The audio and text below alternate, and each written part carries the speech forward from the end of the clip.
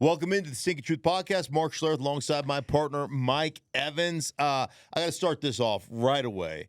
Our picks against the spread last week. I went 3-1. You, the loser that you are, went 1-3, which makes my lead insurmountable.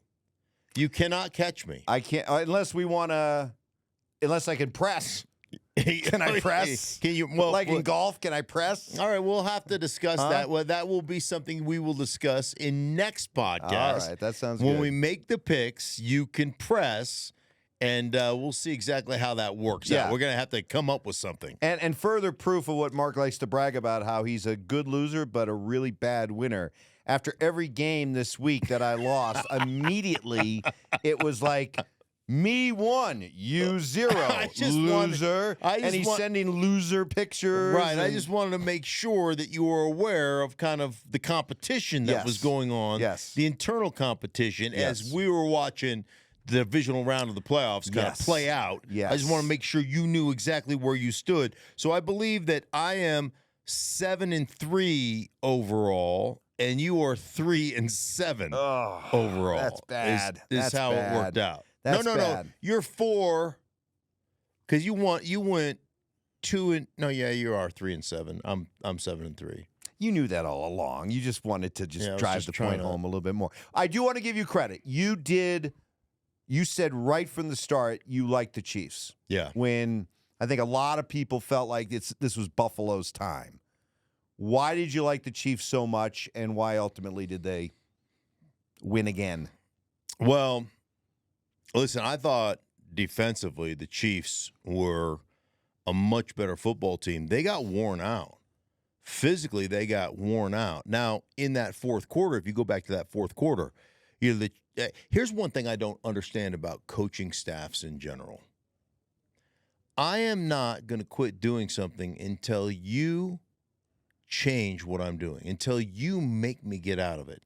They were absolutely thunder punching the Chiefs in the middle of the football field. They were running 7-8 yards per carry, just a little mid-zone cutback stuff was absolutely destroying, and they were using an extra offensive lineman. Why would you ever get out of it? You know, so many coaches in today's NFL, and even in my time in the NFL, look at like, hey, eventually they're going to adjust. So let's adjust before they do. Mm-hmm. Why? I am going to I'm from this old school mentality where if I am beating the shit out of you, I'm going to continue to beat the shit out of you until you do something about it. It's like rubbing it in when I'm winning. Like, I'm going to continue to do it. You know, like, I don't understand that process of getting out of that. Now, in the fourth quarter, the Chiefs made a couple of plays in the backfield for they had a -2 and I think a -4 on 2 opening drives. And then they just started throwing the ball. Mm-hmm. Like, I'd come right back to what I've been doing. So when you get a -2, you know what the Chiefs are thinking? There's no way you're going to run the ball again on us. So they're going to play soft. They're going to try to take their linebackers and drop them at 14 yards quickly. I'm coming right back to it. I'm going to try to bludgeon you when I can. And I thought they got away from that, and I thought they panicked in that fourth quarter, and they just said, hey, Josh Allen, go win us a football game. You know, and I get all the people out there, well, Josh Allen's not the problem. No, you're right. Josh Allen's not the problem. The fact that you rely completely on Josh Allen in a team sport is the problem. And that comes down to coaching. And I got people that said, oh, well, they had a couple of drops. Yeah, like you're playing the Kansas City Chiefs. They had more drops than anybody in the National Football League and still found a way to get here. Now, they made great adjustments, Kansas City did, and they found a rhythm and almost flipped the switch when the playoffs came around. But that comes down to confidence for me. Like, there is one team that just knows, regardless of what goes down, we're going to make a play when it counts. And there's one team that wonders if they can make a play when it counts. And that's Buffalo versus Kansas City in a nutshell. And that's why I truly had so much confidence in Kansas City going into this game. And I think the mistake that a lot of us made was we made such a big deal about, Patrick Mahomes and this Chiefs team has never played a road playoff game. Almost like that it would I don't know that they would shrink Right. from the challenge, right? And that was probably the biggest mistake a lot of us made was, well, they've gotten so used to playing these home games at Arrowhead, they're not going to be able to handle Right. playing on the road, where I guess we should have shown faith and understood this is a team with all that they've accomplished is going to really relish the opportunity, the challenge of going into a place like Buffalo and winning. Yeah, the only thing that shrunk from being on the road and in the cold was their man region. That will get some shrinkage. Yes. But for the rest of them, man, that doesn't affect them. No. I mean, they've played, and I know that they have played the Super Bowls in a neutral site, but they've been on the road before. And let's face it, like they are, since Patrick Mahomes took over, 6 straight years they've been to the AFC Championship game. 6 straight years, Crazy. and they've got 2 Super Bowl wins and 1 Super Bowl loss. I mean, let's just face it. Let's.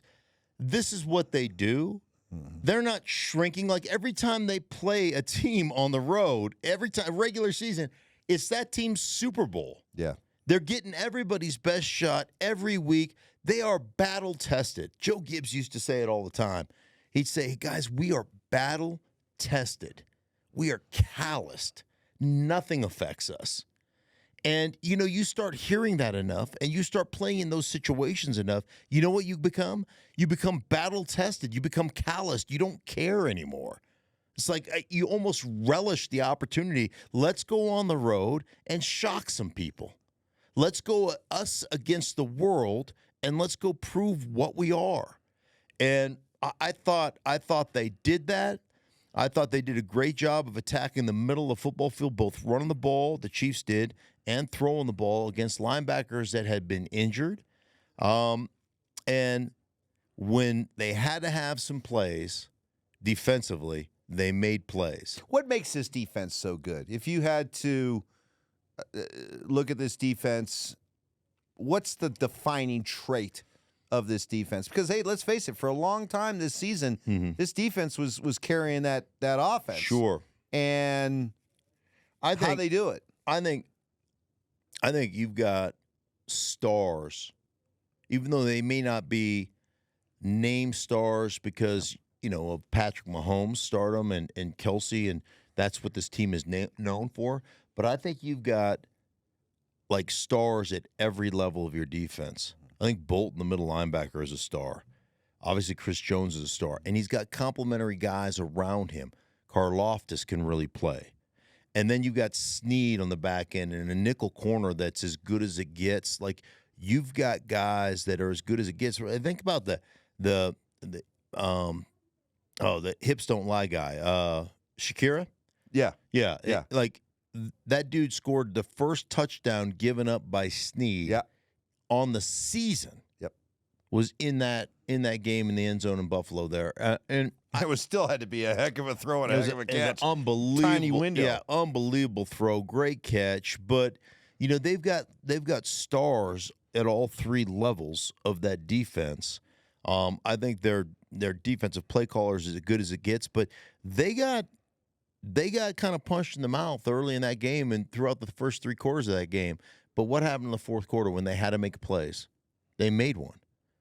They made plays at the end. They created those negative rushes. They created some opportunities in the red zone. They stopped and forced Buffalo to kick a field. And by the way, for all those that like, oh, it's wide right. Dude, you're gonna leave a minute and 30+ seconds left on the clock. You don't think Patrick Mahomes is gonna drive them down and they're gonna kick a game-winning field goal with 6 seconds left, or they're gonna score a touchdown with 6? Of course they were, because that's who they are. So where are we at with Buffalo? What's the takeaway? Where does Buffalo go from here? I mean, just an absolute soul-crushing gut punch of a loss. 'Cause this was supposed to be the year. We were at home. The momentum was with us. Kansas City was vulnerable, and yet it's the same old, same old. Where do they go from here? Yeah, it's an interesting question. I think you look at their 6-6 start, and what transpired from that 6-6 start. All of a sudden, they fire an offense coordinator. They promote Joe Brady. they start becoming balanced where all of a sudden Josh Allen isn't throwing it 40 times a game. He's throwing it 24, 25 times a game. They're running the football. They're doing some things differently. And what happened? They start winning. They put a streak together. It had nothing to do, apologies to Buffalo, had nothing to do with throwing people in the pit of despair. That wasn't it. It was the way they were calling plays, the way they were taking some of that load off of Josh Allen. So many times that Josh Allen gets into a game, he has to throw it 40-plus times. What happens? Well, you know that you have to make a play in those situations that the entirety of the organization relies on you. So there are going to become times when you play hero ball, when you throw it into a window that you just flat shouldn't throw it into. And some of those things are going to happen to you. And that's exactly what transpired probably midway through the third quarter into the fourth quarter is you started getting away from what you had been doing that got you that lead, that dominated the line of scrimmage, that did some of those things, and you started relying way too heavily on your quarterback. And I understand why you do, because I understand how great he is. Right. So then you have to ask yourself, is Sean McDermott the right guy? Like, are there coaches, just like are there quarterbacks, or are there players that only have like a ceiling, and then all of a sudden, they can't get beyond that ceiling? Is that a head coach? And you mentioned this to me this morning, and it really resonated with me. Is he, and this is, because this sounds offensive, and John Fox is a good friend of mine. Like, I love John Fox. But is there a certain, for lack of a better guy, a certain ceiling to Sean McDermott? The idea being this guy can get you, all the way to the precipice, but he can't get you over the top. And we talk about that with different players in different positions, especially the quarterback position. Is this one of those situations where we're talking about that in the coaching profession? He can get you right up to there. I thought the fourth down fake punt call from his own 35 with Patrick Mahomes on the other sideline, stupid. Mm-hmm. It was a desperation call. Now, you sit and you think to yourself, well, listen, man, the analytics say, I keep hearing all that. Analytics say this and analytics say this. You know what it says to your football team? To me, is I'm panicking.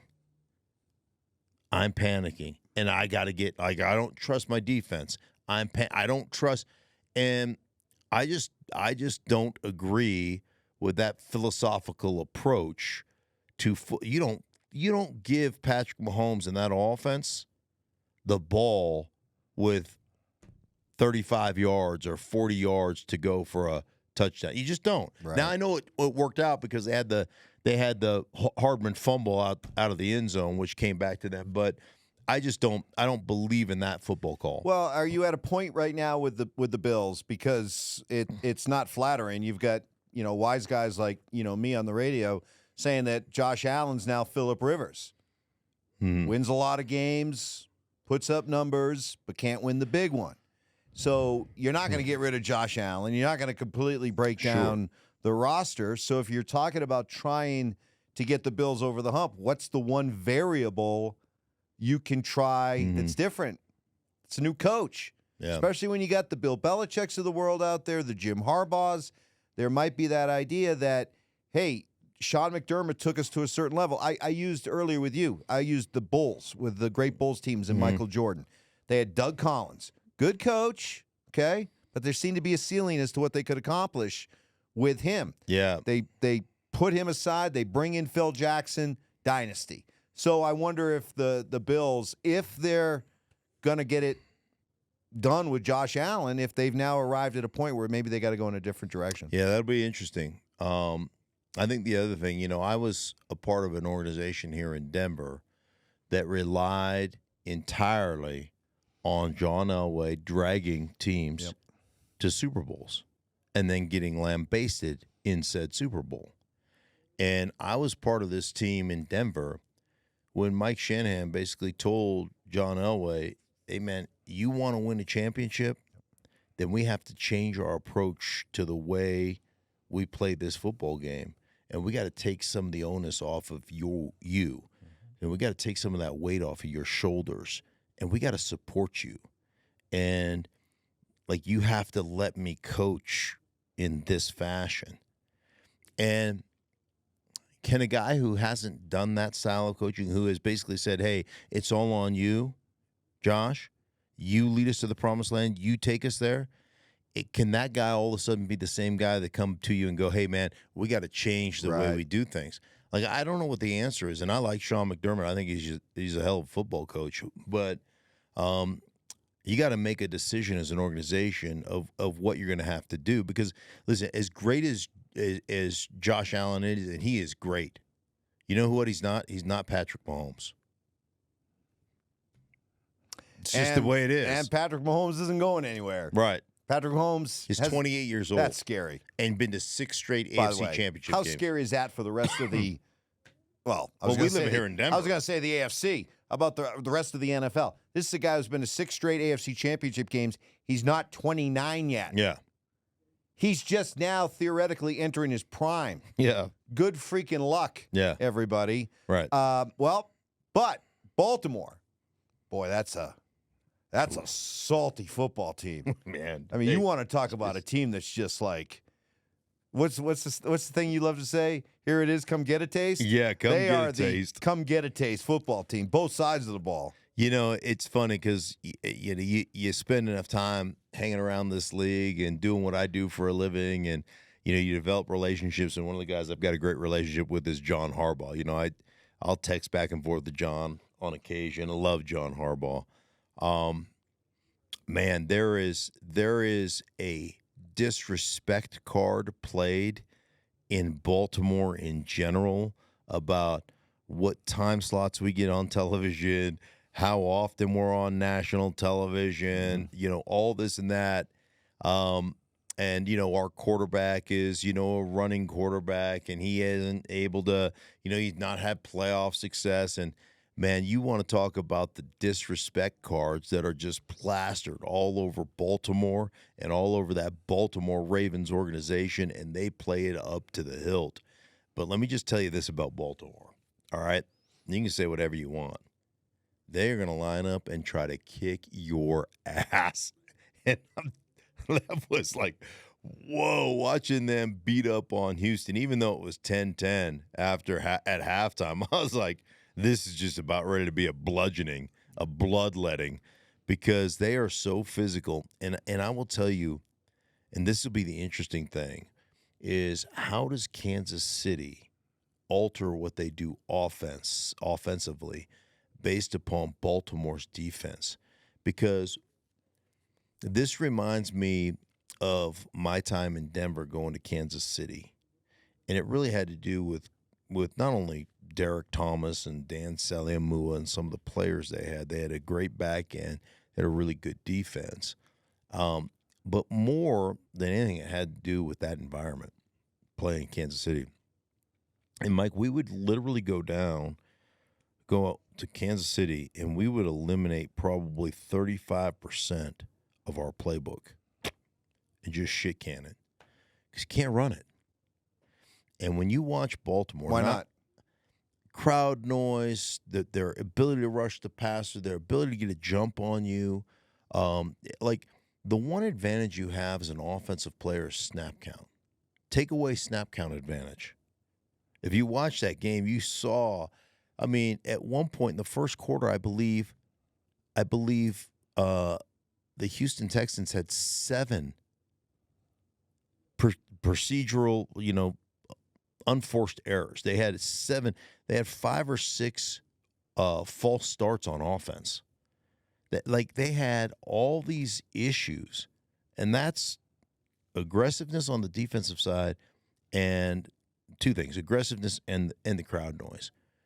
That crowd was at full throat. Mm-hmm. So you get into these situations, and the one advantage we have as an offense is we've got cadence on you. We've got snap count on you.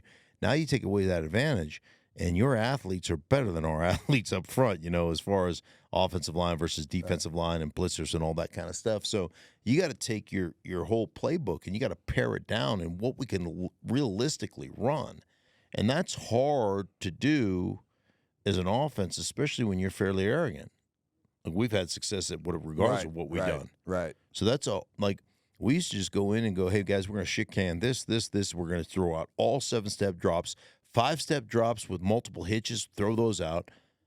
I mean, that like our whole game plan. We're going to focus on, basically 3 runs that we're going to run. Like it was really limited, comparatively speaking, to what normally we went on the road and did. And the other thing that makes them exceptionally tough is not only the ability to just physically beat you up, but they are so multiple with their pressures. Their pressures will come from every edge, in the middle, doesn't matter.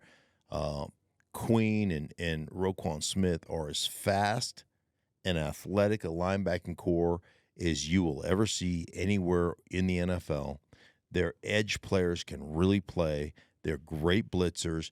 And the simulated pressures, they kill you with simulated pressure. So when you turn a protection or you go to a certain guy, they'll bring people off the other edge, and they are so connected.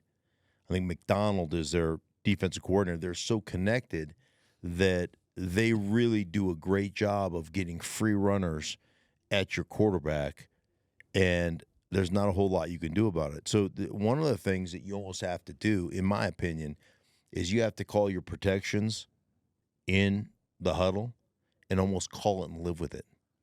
In today's NFL, where we want to repoint the mic and reestablish where we're going, say, hey man, call it and run with it, and you're going to be, you're going to be 1 to 2 hot, and almost have to put in more of a blitz side adjust type of offense, some stuff that we ran back in the day to essentially to make that work, which is easy.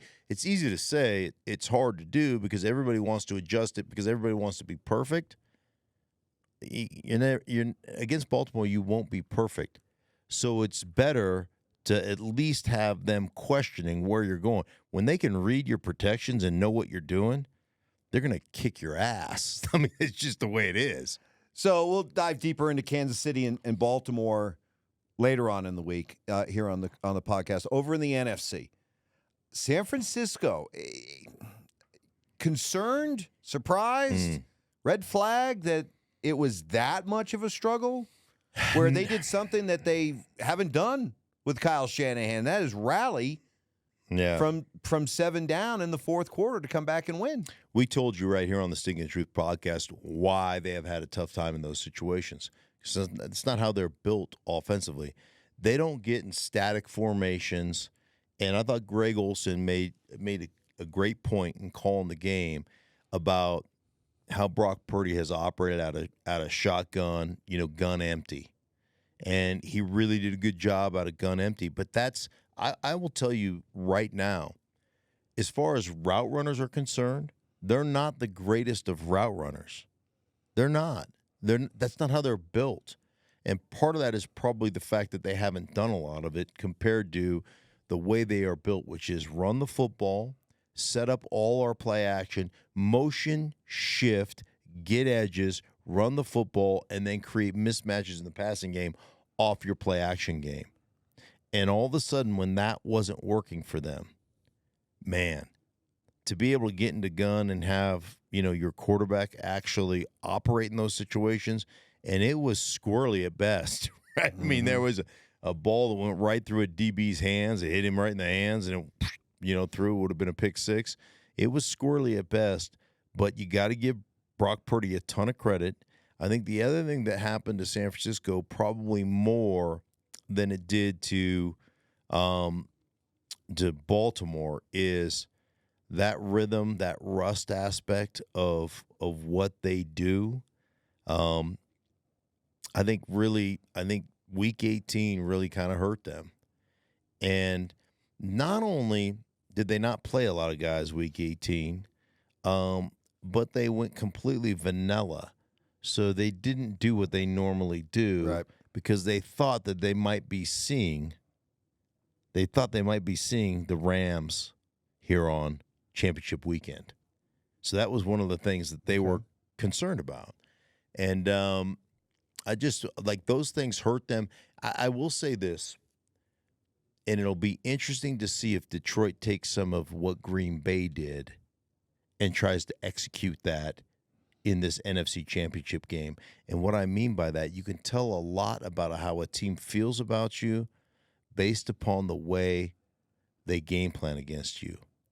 Think about how many quick throws, how many 3-step drops, how many 5-step drop, no hitch. They got the ball out of Jordan Love's hands quickly to their receiving core, got the ball out quickly and moved off of that stuff. And then how many times they got outside with the pin and pull game where they motion a receiver in and crack on a D end and get away from that defensive ends and make those defensive tackles and make that defensive line run. Right. Let's make them run because we know how apt they are to rotate guys. They want to rotate and rotate and rotate. Let's make those dudes run their asses off. Let's make them shuffle guys in and out in this weather. And that was really strong game planning, in my opinion, by Matt LaFleur of basically saying, if we sit here in a drop back game, we're going to get our asses kicked. But kudos to their offensive line because they held up. They did a really great job. Kudos to the game planning, getting on the edge of that San Francisco defense, being able to pin those guys to where they're not setting up edges. And the guy they attacked in the passing, they got in 3 wide formations, and knowing that Diamondor Lenore is going to move into the nickel and Ambry is going to play corner. And Ambry's a guy who has struggled, and they attacked the crap out of him. 2 PI penalties that they went after him.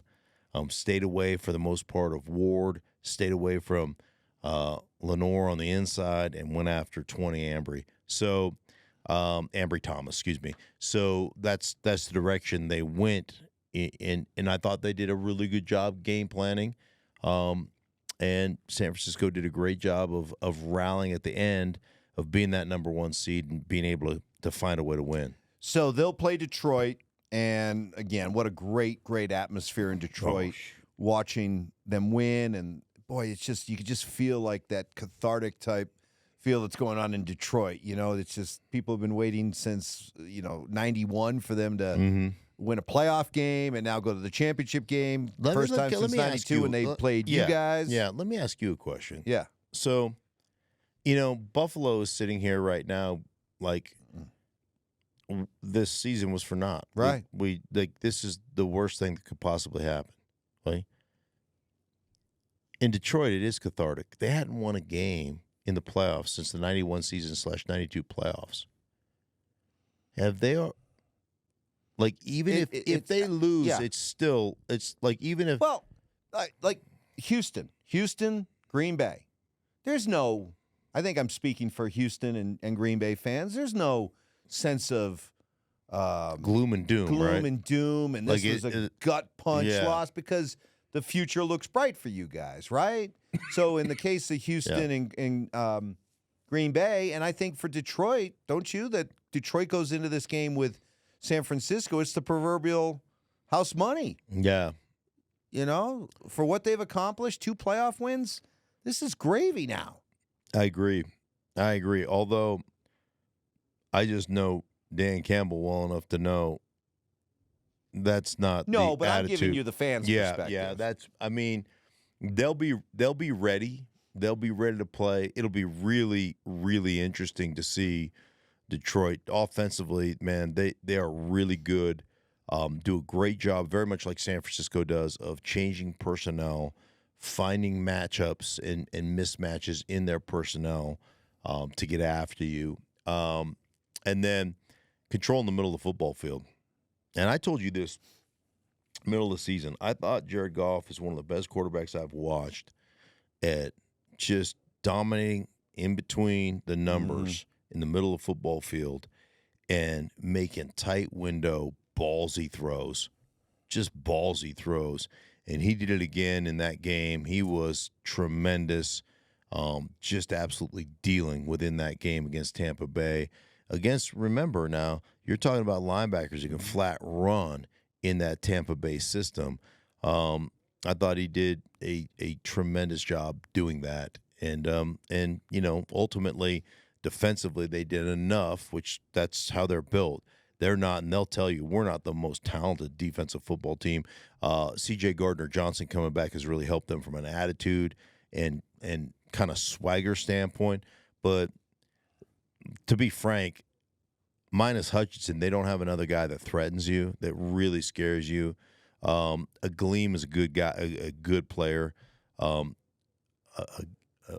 Geem, I can't remember how to say his name exactly, but he's a really good player. But I just think there's a lot of you look at them. Hutchinson can really rush the passer. Is a really like, but after that, there's nobody else that threatens you up front. So like that's an issue for them. Yeah, I think if you look at even Tampa fan, you got to look at this season as a huge success because coming off Tom Brady had the big cap hit. You took the flyer 1 year, $4 million on Baker Mayfield. That worked out to the point where Baker's got to be a re-sign right there in Tampa. So it's funny. We just got done with 4 games over division weekend, and in the case of 3 of the fan bases, I think there's a real sense of hope and excitement moving forward. Aleem McNeil. Okay. Aleem McNeil, you had to 54. get that to feel good. It's driving me crazy. But in the case of ball, the only fan base that's like kind of wondering, where do we go from here? It's Buffalo.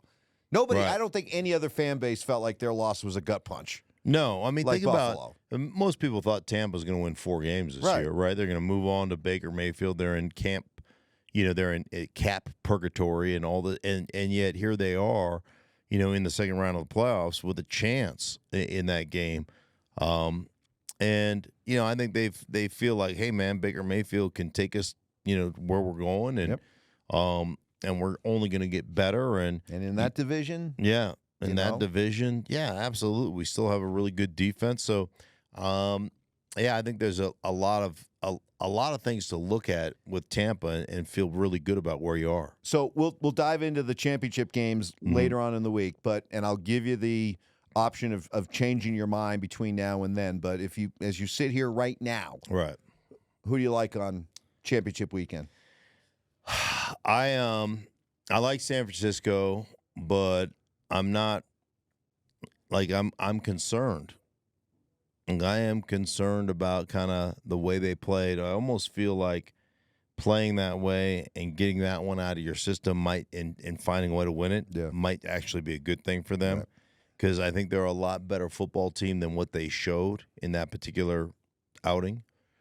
And then I like Baltimore's physicality. I like what they're doing on the defensive side. But again, I will tell you that, man, it's hard to bet against the Kansas City Chiefs. But I would take, sitting here right now, I would take Baltimore and San Francisco.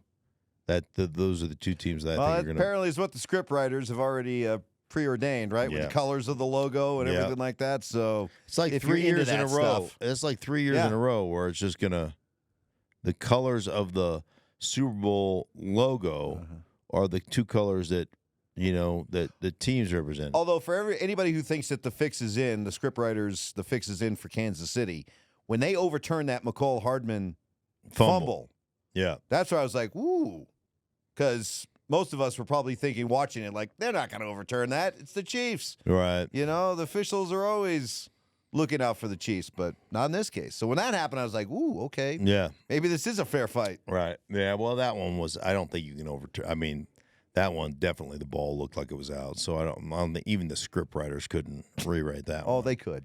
Could they? They could. Yeah, that's probably a good point. Yeah. Anyhow, what a tremendous, this weekend did not disappoint. Never does. We always say divisional round of the playoffs is the best round of the playoffs. It did not disappoint. It was incredible. But I'm telling you what, the matchups we got are the right matchups. Detroit, San Francisco, Kansas City, Baltimore. Those are the right matchups, and those are the honestly, those are the 4 best teams in the National Football League right now. And so I'm telling you what, I'm excited for championship weekend. All right. For everybody involved in the Stinkin Truth podcast, we thank you so much for being a part of us. Make sure you download, subscribe, do all the things that you do. We appreciate you. For Mike, I am Mark. I am winning. He is losing. Never forget that. We'll talk to you guys later on in the week. Hey, for everybody involved in the Stinky Truth, we thank you so much. Thank you for watching. If you enjoyed the video, please make sure you don't forget to give us a thumbs up, subscribe to our channel for more content just like this. If you want to see more of our videos, you can also be sure to check out our playlist. Let us know exactly what you think in the comments below. We appreciate you guys so much for being a part of that. Don't forget to follow us on social media to stay up to date on our latest updates. Links are in the description. Thanks again for watching, and we'll see you in the next video.